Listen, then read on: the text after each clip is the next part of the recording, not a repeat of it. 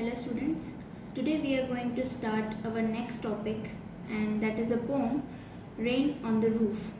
It is a very beautiful poem written by Curtis Kenny. As the name suggests, this poem is talking about falling rain and its hypnotic effect on the poet. So, before starting this poem, let's take a look to the poet and his life. Now, Curtis Kenny.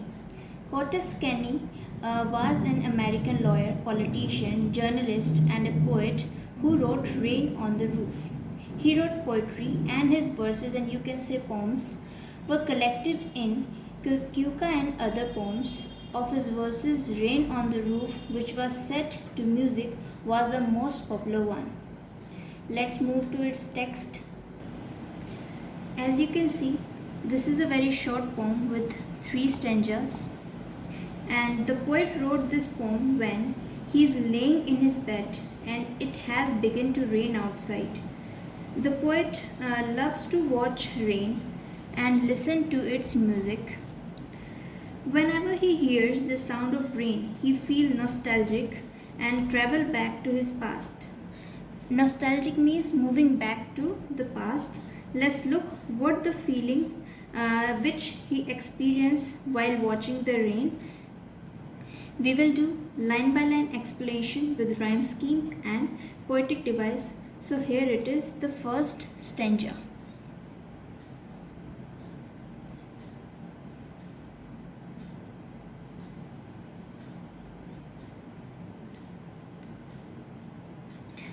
When the humid shadow hover all the starry sphere, and the melancholy darkness gently weeps in rainy tears, what a bliss to press the pillow of a cottage chamber bed and lie listening to the patter of the soft rain overhead.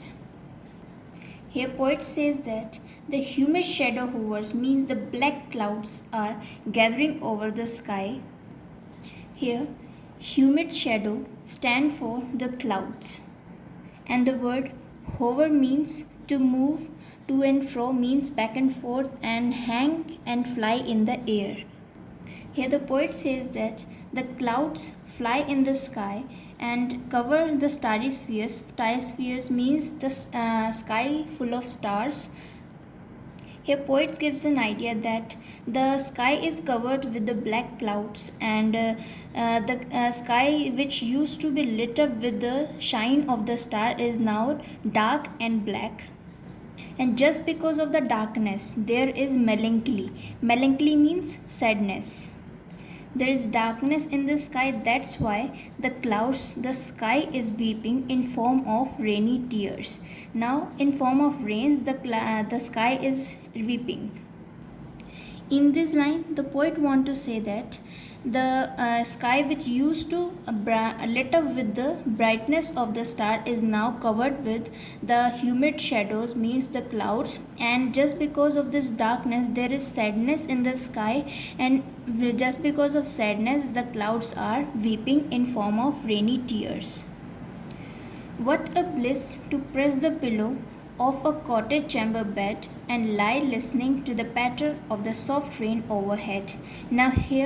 Now poet says that this is a bliss, this is a happiness to lie on the bed and listen in the cottage chamber, means he's laying in the house and he was watching the rain falling outside the window, and he is just enjoying the falling rain, and it lie listening to the patter. He just lay down and listen to the patter of the soft rain overhead, and the rain which is falling over his head, he is just enjoying that rain by laying in his cottage room.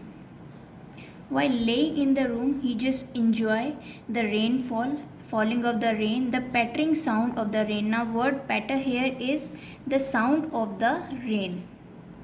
Now let's move to the second stanza.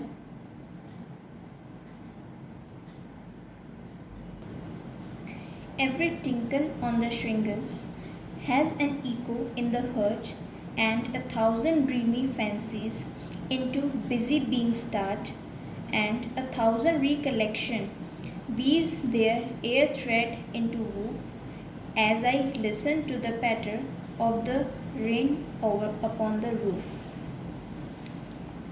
Here again the word tinkle stand for the sound of the roof. When it struck to a surface, the sound is just like tinkling.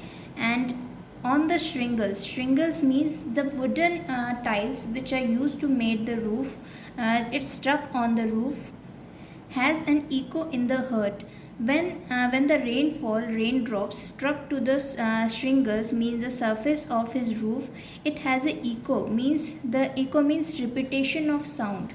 While the refraction of the sound waves, when the sound is repeated, that is called echo. Has an echo in his heart. That means the sound penetrate deep into the heart of the poet, and the thousand dreamy fancies into busy being stars. And now he is being nostalgic, means he is just moving back to his life, moving to the past life. The thousand dreamy fancies means the thousand of dreams comes to his mind, and busy being start means it start like a busy bee.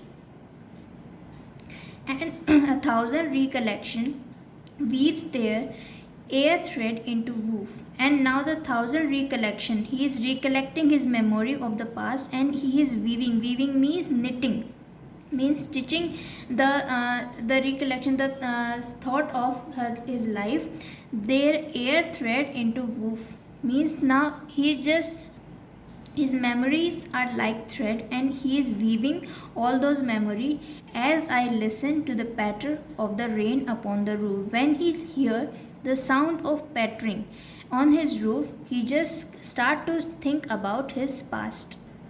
All the past memory come real in front of him. Now third stanza.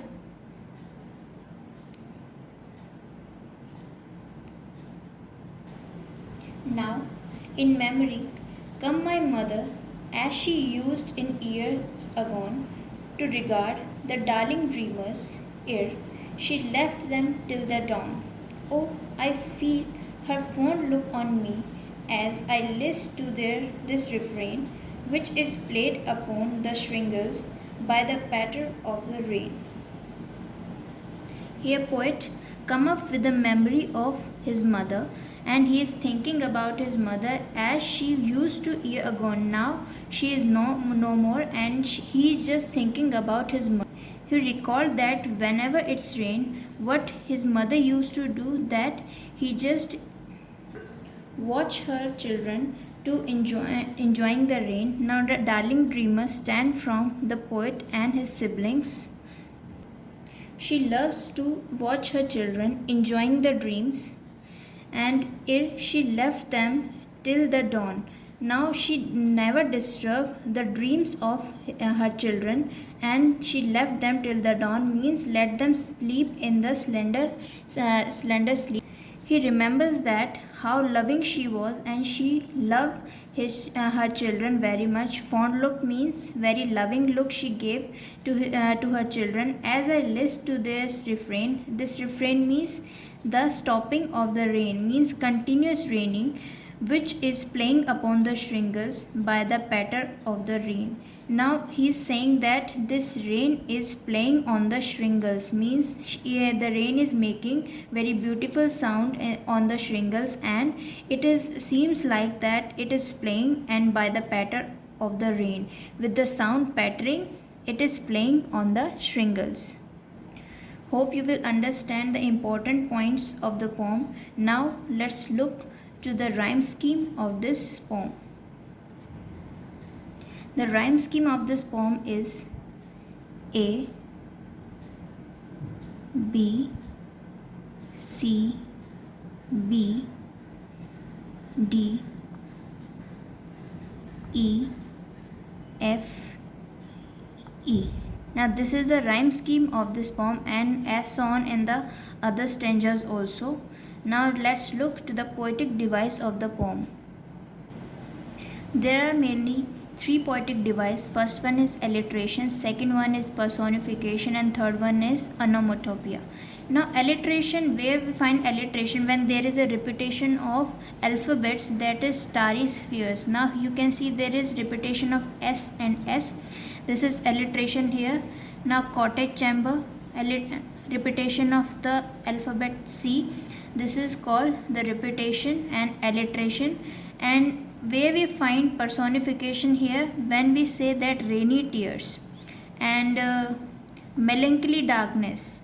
Why this is personification? When non-living thing is given the feelings of living beings. Likewise, melancholy is the emotion of human being, sadness is the emotion of human being, and tears is associated with human being. That's why. And rain is crying and darkness is full of sadness. Now this characteristics is belongs to human being, human nature it is. That's why. And it is given to the rain and darkness, which is non-living beings. That's why here personification is used. And the word patter, now this is the sound which is closely related to the natural sound of rain. Likewise, if we say that buzzing bee, now buzzing sound is closely related to the sound of bees. And if we say that chirping of birds, now chirping sound is closely related to the sound of actual birds. That is called onomatopoeia, when we use the exact same sound of that animal or the thing. In second stanza, as you can see, the other literary device. Here again you can see busy being and the patter sound, again personification, alliteration. Patter is onomatopoeia. In the last stanza, darling dreamers, them till the, here repetition of T word again. This is alliteration, and darling dreamers repetition of D word. This is alliteration. And in the second stanza there is a word tinkle. This is also the example of onomatopoeia. When the rain struck to the surface, it make tinkling sound, and it is related to that. This is also onomatopoeia here. Hope you will be able to understand this poem, and thank you and keep learning.